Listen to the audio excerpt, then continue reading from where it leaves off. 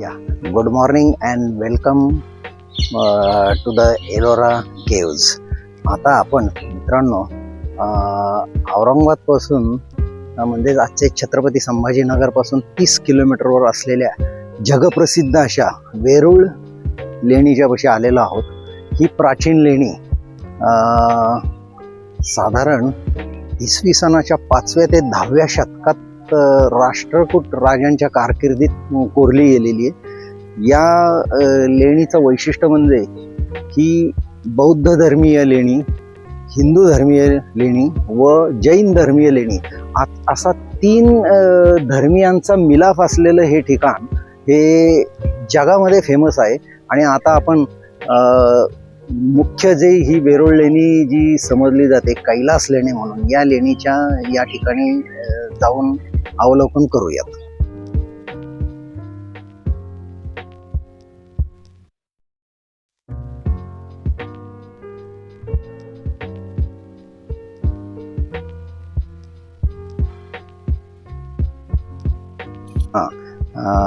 मित्रांनो, आपण आता एलोरा केव्जच्या 16 नंबर लेणी क्रमांक या ठिकाणी आहोत. हे जगप्रसिद्ध कैलास लेणी, याची निर्मिती ही राष्ट्रकूट राजा जो नरेश कृष्ण याच्या कार्यकाळात म्हणजे 753 ते 787 या कार्यकाळात केली गेलेली आहे.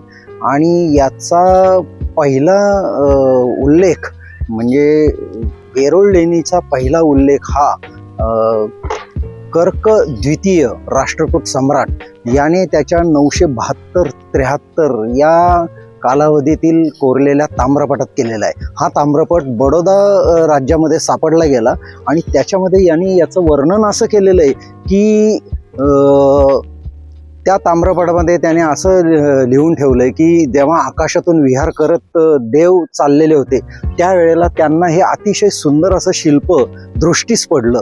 तर त्यांच्या तोंडून उद्गार निघाले, आहा किती सुंदर शिल्प आहे हे मानवाने निर्माण केलेलंच नाहीये, ही अद्भुत कृती ही मानवाशिवाय निर्माण झालेली आहे.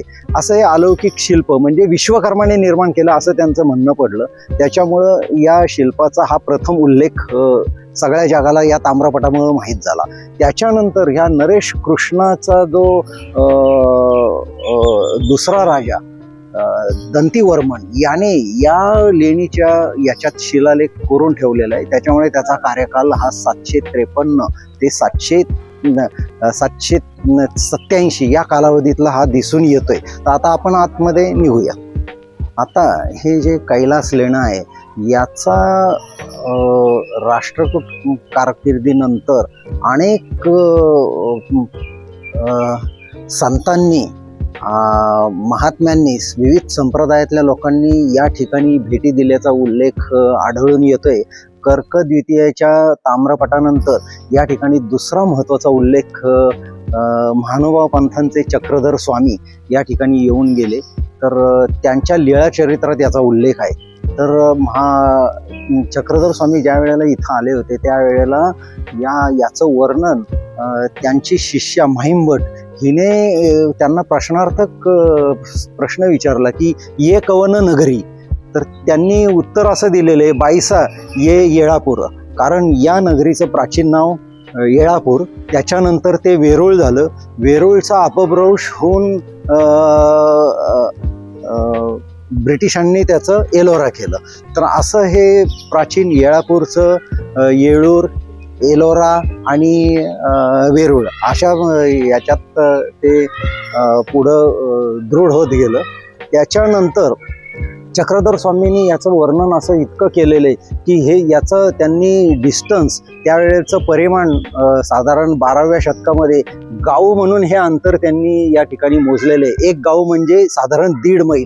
तर हे 1.5 गाव अंतर असल्याचं त्यांनी सांगितलेलं आहे. आणि या 1.5 गाव परिसरामध्ये ही लेणी प्रचंड शिल्पकृतीने अलंकृत करून खोदलेली आहे.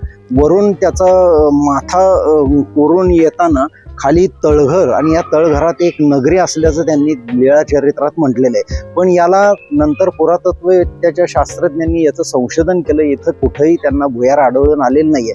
परंतु चक्रधर स्वामींचा असा उद्देश असावा की जमिनीखाली ही नगरीच कोरून ठेवलेली आहे असा. त्याच्यानंतर याच ठिकाणी चक्रधर स्वामी ज्या वेळेला होते त्यावेळेला देवगिरीचे यादव नरेश त्यांना भेटण्यासाठी या ठिकाणी आले. तर त्यावेळेला स्वामींची भेट झाली नाही, पण त्या लीळाचरित्रात असा उल्लेख करून ठेवलेला आहे की लेणेनी लेणे शोधिले परी न मिळताची, परी न भेटतीची. म्हणजे लेणेनी म्हणजे प्रत्यक्ष अलंकृत असलेला राजांनी स्वामींच्या भेटीसाठी या ठिकाणी त्यांना भेटण्यासाठी पाचारण केलं, परंतु त्यांची भेट झाली नाही. म्हणजे लेणेनी लेणे शोधिले परंतु परी न भेटतीची असा त्याचा उल्लेख लीळाचरित्रात आलेला आहे. त्याच्यानंतर दुसरा उल्लेख असा आहे की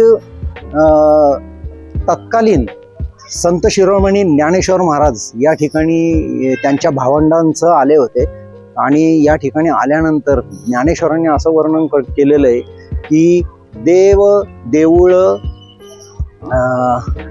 परियासी की जे कोरुनी डोंगरू परी ऐसा व्यवहारू का न व्हावा. म्हणजे त्यांनी इतकं सुंदर वर्णन त्यांच्या ज्ञानेश्वरीमध्ये करून ठेवलेलं आहे. त्याच्यानंतर तत्कालीन संत नामदेव या ठिकाणी येऊन गेले. संत नामदेवांनी सुद्धा लीळाचरित्राचा आधार घेतलेला आहे आणि त्यांनी वर्णन असं केलेलं आहे की वेरूळ नगरी असे पुरातन विश्वकर्मा याने कीर्ती केली, आगाध पुण्य ते बोलतिता ऋषी यावे वेरुळाशी नामा म्हणे. असं नामदेवांनी या ठिकाणी वर्णन केलेलं आहे. ते खूपच सार्थ आहे. आणि अशा प्रकारे त्याच्यानंतर संत एकनाथ साधारण 17व्या शतकात एकनाथांनी सुद्धा या ठिकाणी भेट दिलेली. एकनाथांनी तर त्यांच्या भारुडात अत्यंत सुंदर उपमा दिलेली आहे की चिंचेच्या पानावर रचिले देऊळ, चिंचेच्या पानावर रचिले देऊळ आधी कळस मग पाया, असं त्यांचे समर्पक सुंदर वर्णन त्यांच्या भारुडात केलेलं आहे.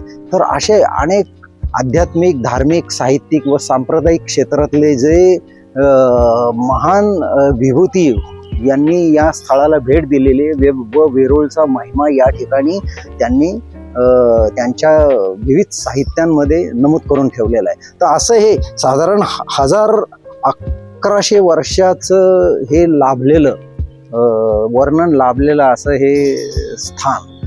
तर हे आजही जगाला भुरळ पाडतं. या ठिकाणी अत्यंत परदेशी पर्यटक सुद्धा विविध शतकात येऊन गेले. त्यातला 10व्या शतकात आलेला अल मद उस हा अरबवरून आला होता. त्याच्यानंतर जेम्स मॅलेट या ठिकाणी सुद्धा त्यांनी पहिल्यांदा 1801 मध्ये या लेणीचं वर्णन म्हणजे खोदून काढून वर्णन केलं. त्याचा सहाय्यक जो होता गंगाराम म्हणून याला हाताशी धरलं, याची चित्र तयार केली गेली आणि ही चित्र त्यांनी पूर्ण युरोपमध्ये पाठवली. त्याच्यानंतर वेरूळ लेणी ही प्रकाशझोतात आली आणि ही प्रकाशझोतात आल्यानंतर त्याची जे.बी. सेली यांनी त्याचं एक उत्तम म्हणजे या वेरूळच्या ह्याच्यावर ग्रंथ लिहिला आणि तो ग्रंथ पूर्ण जगात त्याने प्रसिद्ध केला. त्या ग्रंथाचं नाव वंडर्स ऑफ एलोरा. तर अशा प्रकारच्या या ग्रंथामध्ये अत्यंत सुंदर वर्णन केलेलं आहे आणि याचे हे शिल्पांकन, हे 2 कीर्तिस्तंभ, हे 2 महाकाय हत्ती, हे पुढं मुघल आक्रमणात याचं भयंकर म्हणजे विध्वंस केला गेला, पण ते आजही नसे थोडके पूर्ण काळ्या पाषाणातून. आता हे लेणं या खोदून काढताना याच्यातून जवळजवळ 40,000 टन दगड निघाला गेला आणि त्याच्यातून असं हे सुंदर शिल्प निर्माण झालं गेलं. या कैलास मंदिराचं जे शिखर आहे हे जमिनीच्या लेवलपासून साधारण 90 फूट उंचीचं शिखर आहे आणि त्याच्या आतमध्ये भगवान शिवाची पिंड दिसून येते आपल्याला. तर आता याला कैलास लेणं का नाव पडलं गेलं तर हे मी तुम्हाला आता पुढं दाखवतो त्याचं शिल्प.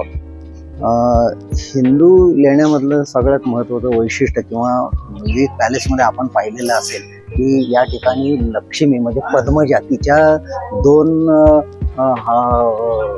हत्तींनी तिच्या बाजूला धरलेले कलश म्हणजे ही कमलांगिनी असे समजलं जातं. हे शुभचिन्ह पहिल्यांदा आपल्याला दरवाजाच्या आतमध्ये प्रथमदर्शनी आल्यावरच नजरेस पडतं. आपण परिक्रमा करतोय या मंदिराची. परिक्रमा करताना तुम्हाला दिसतच असेल की पूर्ण त्याचं जे जगमोहन जे आहे त्याच्यावर मोठे हत्ती अलंकृत केलेले आहेत. पण त्याच्यामध्ये हे आक्रमणामध्ये भग्न झालेलेच दिसून येतात. ओरिजिनल त्याची भव्यता किती असेल, साधारण 1300 वर्ष कालखंड लोटलेला आहे याच्यामध्ये, हे तुम्ही पाहू शकता.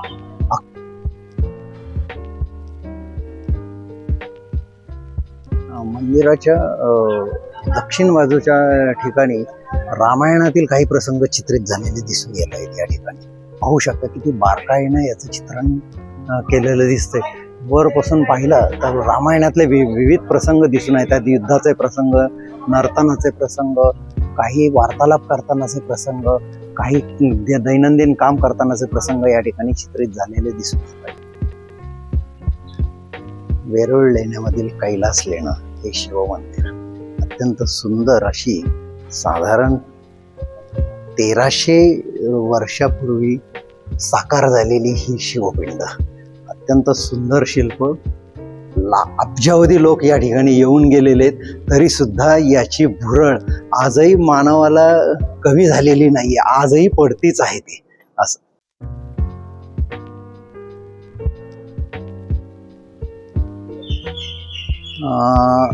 या ठिकाणी ज्या वेळेला बहामनी साम्राज्याचा संस्थापक हसन गंगू बहामनी हा देवगिरी किल्ला ज्या वेळेला त्याने 1337 मध्ये सत्ता केंद्रित केला, त्यावेळेला तोही त्याच्या लवाजम्यासह या ठिकाणी वेरूळला भेट देण्यासाठी येऊन गेल्याचं या ठिकाणी नोंद करून ठेवलेलं आहे. तर याने त्याच्या तत्कालीन नोंदीमध्ये या वेरूळ गावचा उल्लेख, वेरूळ लेण्याचा उल्लेख करून ठेवलेला आहे.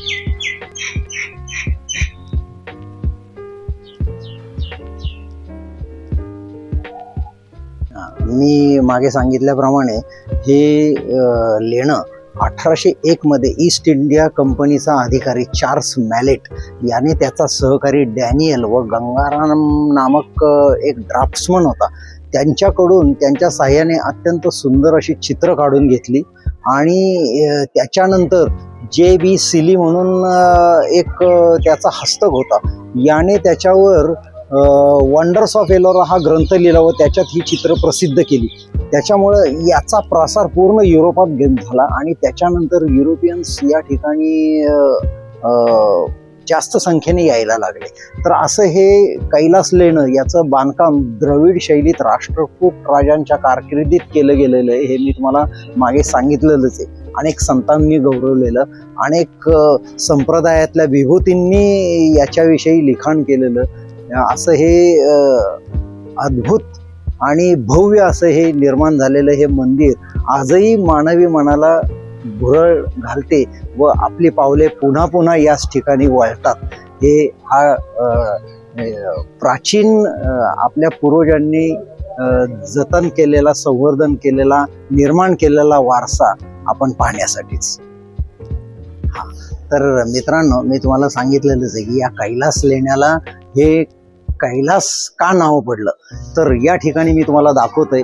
हा रावण शिवभक्त या ठिकाणी रामायणातील प्रसंग कोरलेला आहे आणि रामायणाच्या समकालीन हा रावण शिवभक्त असल्यामुळं या ठिकाणी तो शिवाला प्रसन्न करण्यासाठी प्रत्यक्ष कैलासमध्ये गेला. या ठिकाणी कैलास पर्वतावर भगवान शिव व पार्वती बसलेले दिसून येत आहेत नंदीसह, आणि रावण कैलास पर्वत उचलून तो हलवतोय की भोलेनाथ, मी तुम्हाला शरण आलेलो आहे, मला तुम्ही प्रसन्न व्हा. म्हणून हे कैलास पर्वत हलवतानाचं हे दृश्य अत्यंत सुंदर असं चित्रित झालेलं आहे आणि या दृश्यामुळंच या ठिकाणी कैलास लेणे म्हणून हे नाव पडलेलं आहे या ठिकाणी. तर असा हा रावण त्याच्या प्रचंड शक्तीमुळं या रामायणामध्ये फार प्रसिद्ध होता आणि या रावणाने शिवाला हे अशी कृती करून प्रसन्न करून घेतलं. त्याची इथं 10 शिरकमलं व 10 भुजाही त्या ठिकाणी चांगल्या अवस्थेत कोरलेल्या दिसून येत आहेत. आणि त्याच्यानंतर भगवान शिवांनी त्याला आत्मलिंग बहाल केलं, त्यांचा वर लाभला, हे तुम्हाला माहितीच असेल. तर अशा या रावणाने हलवलेल्या कैलास पर्वतामुळे या लेण्याला कैलास लेणे असं नाव पुढं दृढ झालं.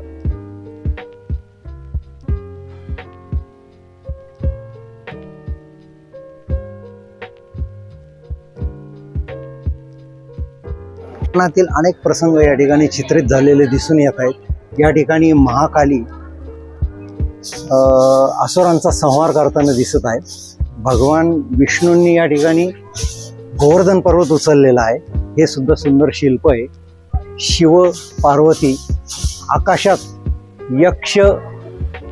यक्षिणी विहार करताना या ठिकाणी सुद्धा तुम्हाला दिसून आलेल्या दिसत आहेत। आणि ही विविध शिल्पे, अत्यंत सुंदर असं शिल्पकाम। या कैलास लेण्याच्या मध्ये जे रामायण महाभारतातील जे विविध प्रसंग आहेत, तसंच प्राचीन युगातील सुद्धा शिल्प अंकित केलेले आहेत प्रसंग शिल्पाकृतीतून। तर हे भगवान शिवांचं गंगा जटांमध्ये प्रदान करतानाच हे शिल्प अत्यंत सुंदर। स्वर्गातून गंगेने ज्या वेळेला भूतलावर झेप घेतली, त्यावेळेला तिला जटांमध्ये सामावलेले हे शिव या ठिकाणी शिल्पित केलेले दिसून येत आहेत।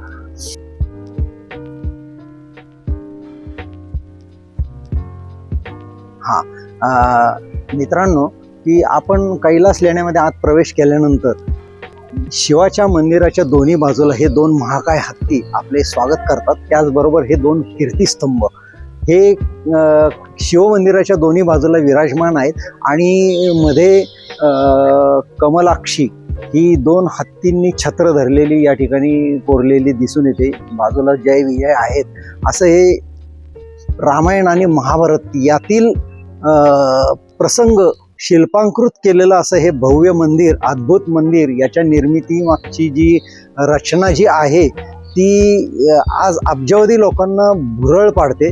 म्हणूनच जगभरातून या ठिकाणी पर्यटकांचा ओघ वाहतो व अतिशय सुंदर असं हे शिल्प 1300 वर्षापूर्वीचं कोरीव कामाने नटलेलं असं हे शिल्प आजही लोकांना भुरळ पाडतो व लोक या ठिकाणी येतच असतात।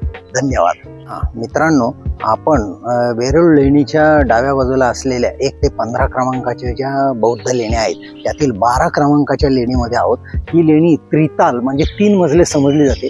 यामध्ये गौतम बुद्धांचे 14 प्रतिमा अंकित केलेल्या असून त्यापैकी जवळजवळ 7 प्रतिमा उजव्या साईडला व 7 प्रतिमा डाव्या साईडला त्यांच्या नावासहित आहेत व हे सर्व बुद्ध हे ध्यान मुद्रेत असल्याचे आपल्याला दिसून येत आहेत।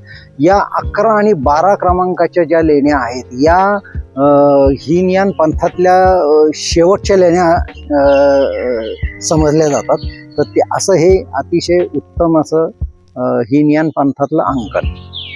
या ठिकाणी लेणी क्रमांक 12 मध्ये ही बोधिसत्व रूपातील गौतम बुद्धांची प्रतिमा साधारण 12 ते 15 फूट कोरीव कामानं नटलेली अशी ही बोधिसत्वांची प्रतिमा या ठिकाणी दिसून येते। तर याच ठिकाणी बाहेरच्या बाजूला जे 14 बुद्ध प्रतिमा दाखवलेल्या आहेत त्या ध्यानमुद्रा अवस्थेत आहेत त्यांच्या नावांसह। या 12 क्रमांकाच्या लेणीमध्ये या विविध ध्यानमुद्रेत असलेल्या बुद्धांच्या प्रतिमा या ठिकाणी अंकित केलेल्या दिसून येत आहेत। प्रत्येक मूर्तीमधले वेगवेगळे भाव आपल्याला त्यांच्या नावाप्रमाणे दिसून येत आहेत।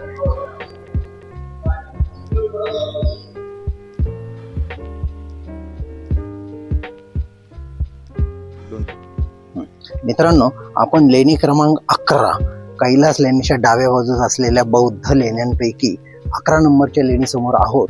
ही याच्यातली बोधिसत्व रूपातली गौतम बुद्धांची प्रतिमा ही पण 12 ते 15 फूट आकाराचीच कोरलेली आहे। आता या लेणीचं वैशिष्ट्य म्हणजे या ठिकाणी बुद्ध परंपरेतील तारा, महामायुरी आणि हरिती या यक्षिणी बुद्ध परंपरेतील होत्या। तर या यक्षिणींच्या विषयी या लेणीमध्ये उल्लेख केलेला दिसून येतोय। या यक्षिणी बहुतेक बौद्ध परंपरेमध्ये कोरल्याचं दिसून येत आहे सर्व ठिकाणी। तर या हरिती नावाच्या यक्षिणीचं यापैकी ही सर्वात विलक्षण अशी विशेष म्हणायला हवे। या हरितीचं लग्न बौद्ध परंपरेतील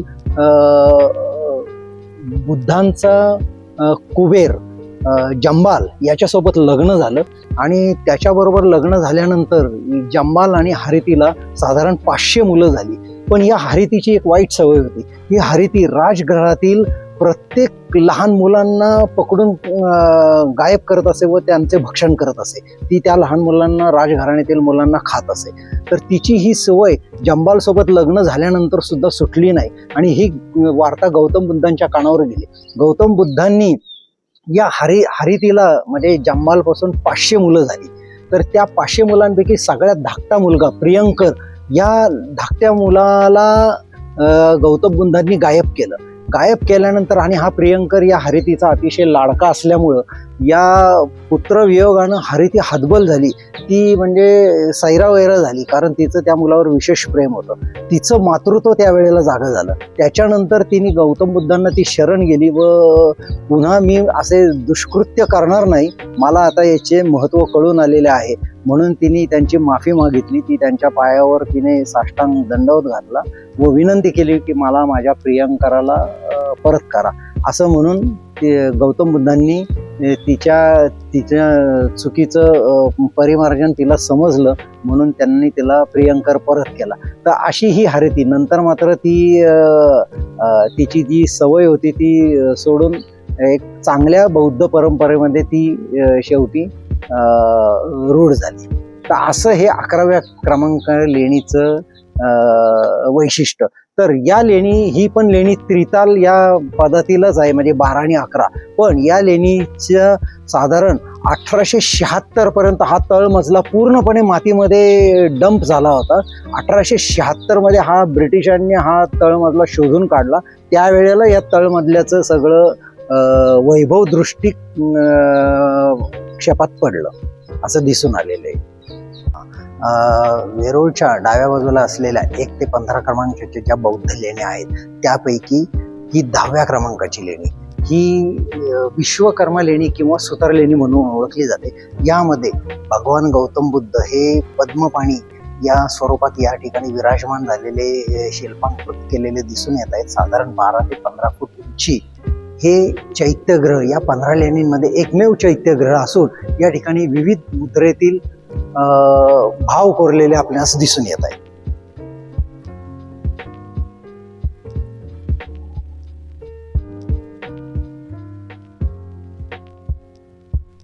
ही लेणी क्रमांक 10 ही विश्वकर्मा लेणी म्हणून ओळखली जाते. या ठिकाणी 2 मजली ही लेणी असून विविध मुद्रेतील शिल्पांची रेलसेल दिसून येते. या ठिकाणी गौतम बुद्ध हे बोधिसत्व, त्याच्यानंतर अवलोकितेश्वर, ज्ञानकेतू म्हणजे पुस्तक हातात घेतलेले, त्याच्यानंतर मंजुश्री, त्याच्यानंतर स्थिर चक्र तलवार हातात घेतलेले, असे विविध मुद्रेतील नाम धारण केलेले या ठिकाणी बुद्धांची प्रतिमेची रेलसेल तुम्हाला या ठिकाणी दिसून येते. असं हे सुंदर चैत्यग्रह लेणी क्रमांक 10 ही सुतार लेणी म्हणूनही ओळखली जाते.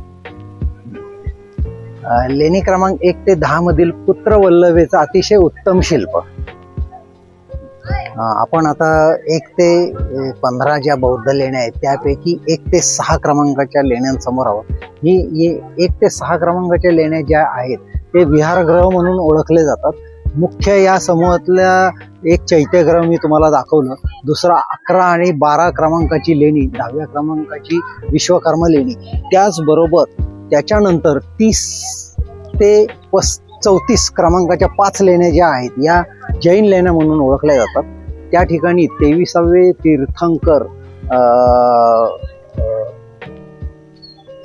पार्श्वनाथ यांची भव्य प्रतिमा आपल्यास तिथं दिसून येते.